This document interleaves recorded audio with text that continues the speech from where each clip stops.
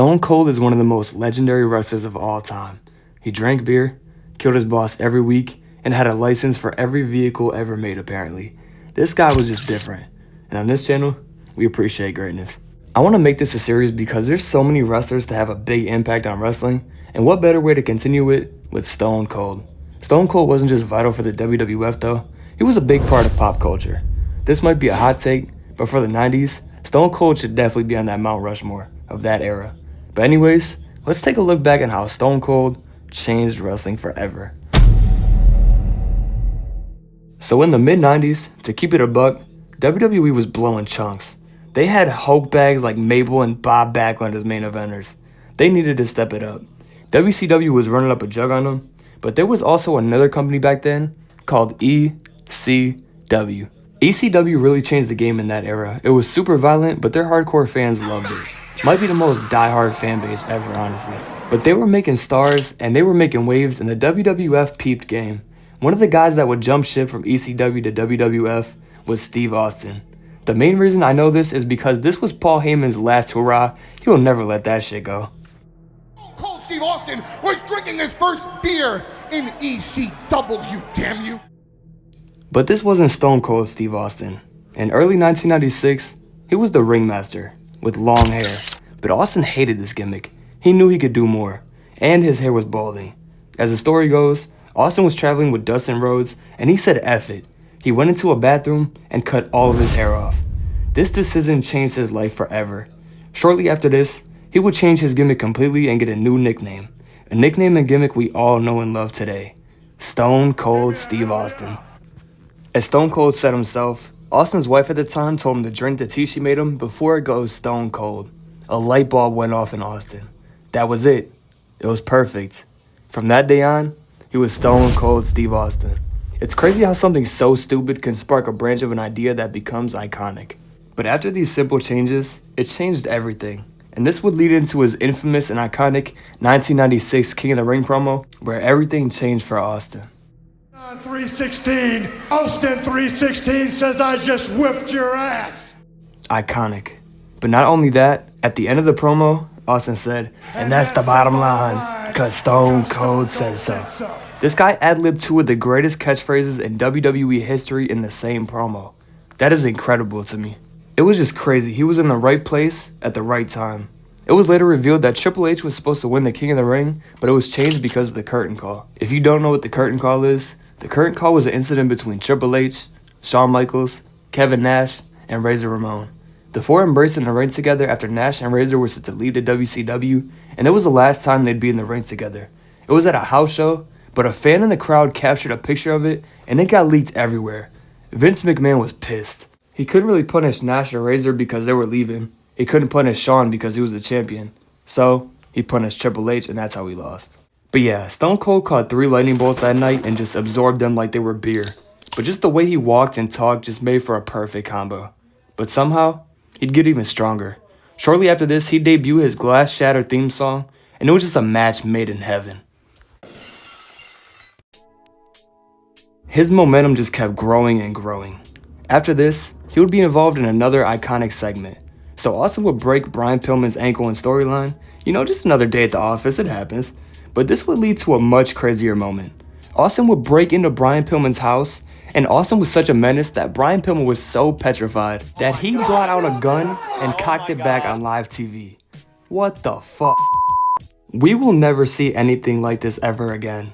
But then it just cut to a commercial. What type of cliffhanger was this? Did Austin get wet up? Well, tune in next week to see his remains. Like bro, what a crazy time it probably was in the 90s. But let's fast forward a few months. Austin would be in the 1997 Royal Rumble, and it was tricky. So Stone Cold would actually get eliminated by Brett, but the rest didn't see it apparently. Were they fiddling with their ass cheeks? I couldn't tell you. But what I can tell you is Austin snuck back in and eliminated Brett, and he won the Rumble. The WWF loved screwing Brett, man. It was probably their favorite side gig. But 1997 was Stone Cold's craziest year yet. At WrestleMania 13, the roles would be reversed. See, going into the match, Brett was the good guy, aka the face, and Austin was the heel, the bad guy. But during this match, this changed. This is what they call a double turn. During the match, Austin would start bleeding, and Brett would put Austin in the sharpshooter. This was a badass visual. Austin didn't quit, he didn't tap. Instead, he passed out with blood dripping all over the mat. Legendary. He also refused to be helped backstage. This was his star-making performance. But over the coming months, Austin would win the tag titles twice. But he was focused on a different title, the Intercontinental Championship. But this would be Austin's biggest tragedy. The good luck came to an end. At SummerSlam, Austin would face Owen for the IC title, and catastrophe would strike. During the match, Austin would botch a piledriver, and he dropped Austin right on his head. Austin didn't know where he was. Just as soon as his career was taking off, it was already in jeopardy. Owen and Bret were bad luck magnets. They were like Stanley and SpongeBob at this point. But Austin somehow incredibly finished the match and even rolled up Owen. Austin had to relinquish his titles, but somehow, someway, they turned this into something much better. On September 22nd, 1997, Stone Cold's next iconic moment will be born, and the start of arguably the greatest feud in wrestling history as well. Austin would be in the ring with Vince McMahon, and McMahon would tell Austin he wasn't cleared to fight anybody, let alone go back for his title. Austin was not going for that, and Austin hit McMahon with a stunner for the first time to a thunderous pop. They struck magic here. Austin stunned the boss, then got arrested. This segment alone made him the coolest dude on the planet. The problem is though, how do you capitalize on this moment? Like, how do you keep the momentum going? Well, Austin will regain his Intercontinental Championship back from Owen, and after this, he'd get into a feud with The Rock. So Austin would beat The Rock at an In Your House DX Edition pay-per-view, and he got his title back after The Rock stole it, some standard stuff. But the next night, Vince ordered Austin to defend his title against The Rock, and Austin plain out forfeited the title, but not in the normal way you'd think. Instead of giving him back the belt, he threw the title in a river. This guy had Vince running up his blood pressure every week. It was just a sight to see. But continuing into 1998, Austin was over as ever, and this would easily go on to be his greatest year ever, and probably the greatest year by any single superstar ever. Stone Cold would start the year by winning the Royal Rumble. Back-to-back Rumble wins for Austin. But compared to this next moment, that was just something light. So the next night on Raw, Vince would introduce Mike Tyson to the WWF. This was huge. But Stone Cold could not stand for seeing Vince happy, so he had to crash the party. But seeing Austin and Mike in the same ring with everybody in the background just looked surreal. Austin flipped off Tyson, and Tyson pushed Austin, and shit was going down. The best part about all this though, was Mr. McMahon's reaction. You ruined it, Austin, you ruined it. That's one thing I'll give Vince, man. His reactions were always on point. But the reason they brought Tyson in was because he was going to be the special enforcer of Mania 14. And shortly after, Tyson joined DX. Vince had the God Squad against Austin. There was no way he was getting out of this. But this would lead to Shawn Michaels versus Stone Cold, with DX Mike as the enforcer at WrestleMania 14, taking place at the Fleet Center in Boston, Massachusetts, in front of 19,028 fans. Just look at that lineup. We don't get shit like this anymore. But the show would go on, and they were going crazy. But we all got hit with the plot twist as Mike would turn and do a fast count on Shawn. I know Vince was karate chopping coleslaw backstage. The baddest man on the planet had a line with the toughest SOB in WWF. Austin was now on top of the world and was WWF champion. The next night on Raw, Vince himself would give Austin a new title, and Vince wanted Austin to turn a new leaf. He wanted a company guy, suit-wearing corporate champion. Austin said, and dropped his ass with a stunner. Then he got arrested again. But this guy really couldn't be stopped. But okay, real quick, let's take a look back at all the carnage this guy caused. He stunned Vince twice and got arrested twice. He threw a title into a river. He fought with Tyson on live TV, won back-to-back Rumbles, and basically retired Shawn. But when I say Stone Cold changed wrestling, these coming months would show exactly what I'm talking about. Stone Cold would go dummy every week, and I guarantee he upped the percentage of people quitting their jobs and just crashing out on their boss. But Austin would keep attacking Vince, and it kept getting worse and worse. Vince had to do something about Austin. Every time he tried to screw Austin over, he failed. Austin was getting too powerful. Vince had to move like the government when someone knows too much and pack his ass up. But Vince had a very petty plan. So Stone Cold was in a feud with Taker and Kane, and they kept swapping the title back and forth. So Vince would absolutely cuck Austin, and he'd put Austin as the ref in a match for the title against Kane and The Undertaker. Austin had to count someone else winning the title that was taken from him. And if he didn't, he was fired. The match would go on, and Austin wouldn't count the pin. So, at the end of the pay-per-view, Vince finally pressed the red button. He played the last card he had. Mr. McMahon finally fired Austin. Everybody thought it was impossible, but he did it. Every now and then I see people say, well, why didn't Vince just fire Austin? Oh, trust me, he did. But the problem was, that didn't really work either. Because you see, after this, Stone Cold would be on the hunt. You do not screw over Stone Cold and get away with it. Stone Cold would catch Vince in his limo, and Vince would get kidnapped. Stone Cold then took Vince to the ring, and he pulled out the scrout. This might have been a tiny bit too far, but Vince probably deserved it. Stone Cold put Arn Anderson's All Reliable to Vince's dome, and he pulled the trigger.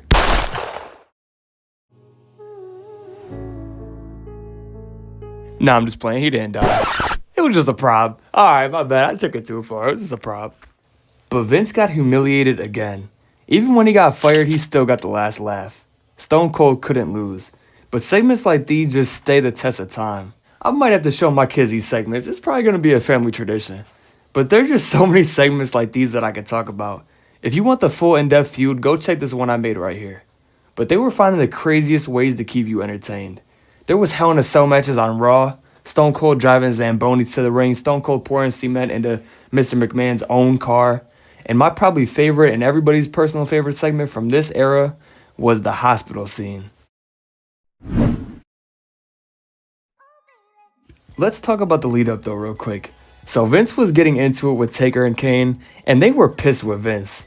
So Taker warned him, the next time you get out of line with either one of us, your ass is grass. Not even 10 seconds later, Vince did this. Oh, he got caught. They gave this guy the beatdown of a lifetime, and his leg got shattered. So he had to go to the hospital. You know, I guess some people felt bad for him, so Vince got some visitors, but Vince was not going for it. But he'd be in for a treat next, when Stone Cold disguised himself as a doctor and started booming his ass. Vince wasn't even safe from Austin when he was in a hospital. That is bad. But after this, it was revealed that Austin was re-signed by Vince's own son, Shane, and Shane cut the saddest promo ever that felt so real. But Vince liked Stone Cold more than his own son anyway, so I guess it didn't matter to him. But I personally mess with Shane. What do you guys think? Y'all mess with Shane for real? I think he got screwed over hella times. I want to make a video on him soon, but who knows? But anyways, this run had so many twists and turns and memorable moments, it's just ridiculous. The best thing about Austin's run though, is that the writers actually cared and Vince knew how to make a compelling show. Another thing though was the environment and exciting match types. Austin faced The Undertaker in a Buried Alive match, and stuff like this was just awesome to see. I think out of all the top guys in wrestling, I feel like Austin was given the best plot armor. But now, it was 1999. January 4th, 1999 to be exact. After WCW had the biggest dick riding backfire in history. If you're even thinking about changing the channel, do not. We understand that Mick Foley is going to win their world title. Unlike us, they've got their show in the can. Mick Foley, who once wrestled here as Cactus Jack, is going to win their world title. Like how you dirty macking via a commentary booth. But the WWF proceeded to drop the turning point moment in the war and one of the best feel-good moments in wrestling history. You see, in WCW, they were going crazy, and they had the NWO going crazy, Sting, Scott Steiner, all this crazy talent. But this one segment changed the entire perception, especially after WCW was making some weird moves. But Mankind would face The Rock for the WWF Championship, and at the end, Stone Cold would come out, crack The Rock, and drag Mankind over The Rock. Mankind was now WWF Champion. This was magic. Whoever wrote this deserves like fire pancakes or something. The visual of Mankind celebrating in the ring and Vince on the ramp crying saying, "Anybody but him," had me crying, bro. We give Vince a lot of shit, but when his segments hit, they hit, man. But after this, it would be time for the Royal Rumble. This match had so many shenanigans and crazy moments, and Stone Cold would get so close to three-peating, but Vince would get the last laugh this time as The Rock would screw over Austin, and Mr. McMahon somehow, someway won the Royal Rumble. But Austin would get another shot at the title at Mania though, because the next night on Raw, it would be Vince versus Austin in a 1v1 for an opportunity at WrestleMania in a steel cage match. Oh my god. This match was peak entertainment, as pretty much every Vince match was, but there was some crazy spots in here. But at the end, the Big Show would debut from under the ring, but somehow they still couldn't stop Austin. But the match was set for Mania 15. The week before Mania, another iconic moment by the way. Yo, someone in the comments, please count the number of iconic moments Austin's had, and I'll pin it or something. But this is just insane at this point. But Stone Cold came out with a beer truck, and he gave the corporation a beer bath. How can you not love shit like this? Like, it's so cool. But now, at WrestleMania 15, Stone Cold vs. The Rock would happen, and Austin would win the WWF title for the third time. Austin was on top of the world yet again. But during this time, Austin would also debut the Smoking Skull Championship, and it's one of the most iconic titles ever. Austin at this point would get into a feud with Undertaker, and he would swap the title back and forth, and they would have a match at Fully Loaded with a stipulation of if Austin lost, he couldn't challenge for the title ever again. But if Austin won, Vince would depart the company. That cap-ass stipulation. But Austin won, but you know damn well Vince wasn't leaving. But after this, it gets very weird and confusing. So Austin needed some well-deserved time off to deal with his neck issues like we talked about earlier, right? It makes sense. But these nutjobs found the craziest way to take Austin out. So Austin was backstage looking to open up some cans, and it zooms into a car just flooring it. And Austin gets ran down, and that boy got hit with the Suge special. Austin would actually go on the record to say that this was the worst storyline he was ever involved in. Austin would fully return at Unforgiven, and during this time, Mick Foley was trying to figure out who did it. And to the surprise of probably everybody at that time, it would be revealed that Rikishi ran over Austin. I don't know, man, I really don't know. But so at this point, Austin's career was dwindling, and he probably hated this booking. So Austin had to move on from this. After, of course, dropping Triple H's car 20 feet while he was inside. What a crazy bastard. But after this, it was time for the 2001 Royal Rumble. After a long battle, Stone Cold won, and that was his third time winning the Rumble. Straight madness. But they were setting up for the rematch. Stone Cold versus The Rock at Mania X7. Mania X7 took place on April 1st, 2001 in Houston, Texas, in front of 67,925 people. This time though, roles were reversed, and it was arguably bigger and definitely better. If you ask anyone, they'd probably say that this is the best and most complete Mania ever. But the match would go on, and the impossible somehow happened. Stone Cold turned heel, aligned with Vince McMahon, and he beat The Rock to win the WWF Championship for the 5th time. This was the best and the worst thing to happen to the WWF. It made for an incredible plot twist, but it also ruined the magic of their feud and just made it kind of awkward. At this point, you couldn't boo Stone Cold. They put themselves in a box. But the next night on Raw, they doubled down. Austin and The Rock had a steel cage rematch for the title, and during the match, Triple H came out with a sledgehammer, and instead of hitting Austin, he hit The Rock. The two-man power trip was now born. These two together looked like the biggest badasses on earth. This was very short-lived, but that's another video for another day. So before this, Austin was the biggest badass, killing his boss every single week, to now giving him hugs and baking him cookies. I think Vince did this as a huge confidence booster and a pat on the back for buying WCW. But that could be a conspiracy theory.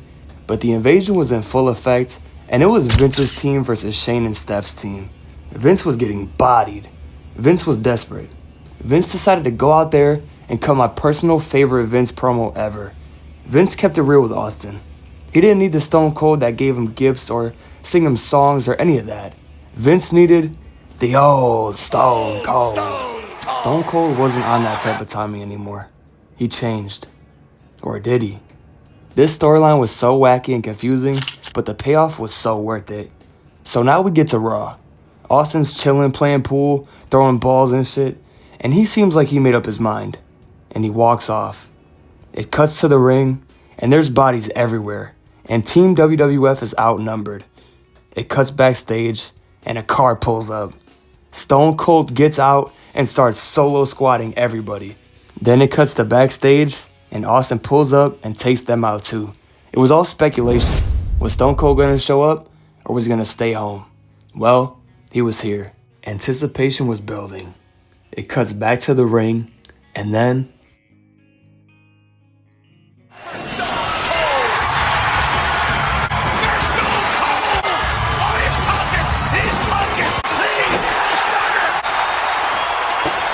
Austin pulled up and takes out everybody by himself.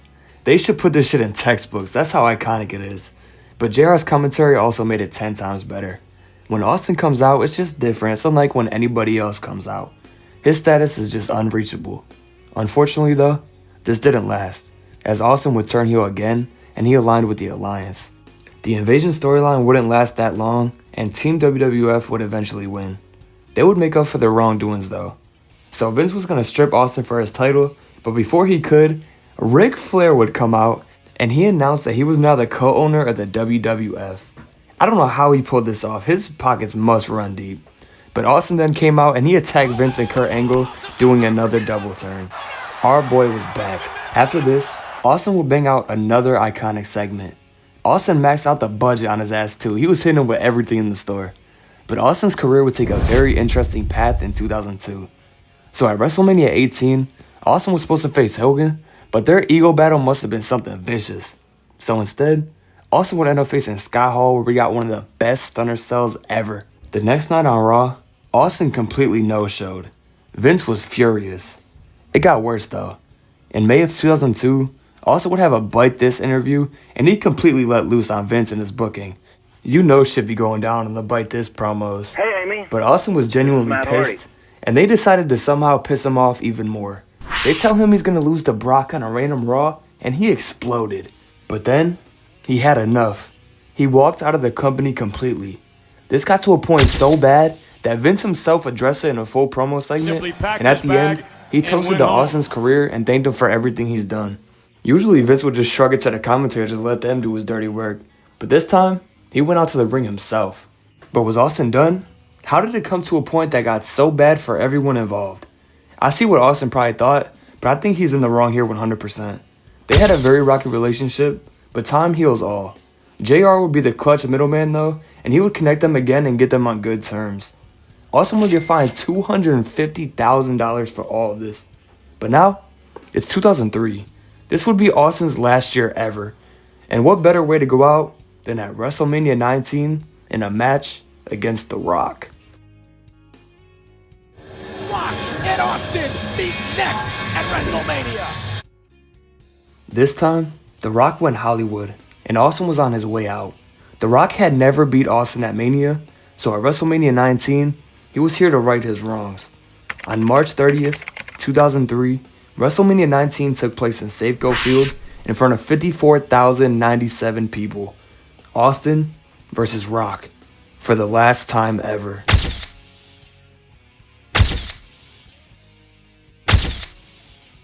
The match would go on, near fall by near fall, rock bottoms, stunners, everything you could imagine. But at the end, The Rock would finally beat Austin. After the match, Austin walked out. This would be Austin's last match ever in his prime. This was it though. You guys know when Cena first left WWE in like 2017, it just kind of felt incomplete and dead? I guarantee it felt the same here. This guy spearheaded the biggest era in wrestling history, and a few years later, he was gone. I really just wanted to talk about this era because Stone Cold would have a match at WrestleMania 38, and he's probably going to have another match this year. So I just wanted to capture this era. But yeah, man, there it is. To this day, Austin is a pop culture icon, and I noticed that a bunch of fashion brands sell Stone Cold merch, so he's obviously a draw and a seller. But Place is not even affiliated with WWE, so that's pretty cool. But Austin is also the #1 merch seller ever, and he's made Vince the most money out of any wrestler. Him or Cena for sure. But Austin also has that iconic #1 shirt with the Austin 316 shirt, and he led the WWF in the Monday Night Wars as well. I am forever biased to Cena, but if I could just throw that bias out the window, Austin is probably the greatest wrestler to ever live. Austin is exactly like Tupac and Jordan in their roles. I think bald people in the 90s were just built different or something. I don't know. But also, shout out Austin's beer thrower. I don't think I've ever seen them mess up a play ever. But yeah, man. Like, comment, subscribe, join the ride. Have a Merry Christmas, Happy New Year, everything, all that jazz. But With all these iconic segments, promos, and matches, I think it's easy to tell that Stone Cold changed wrestling forever.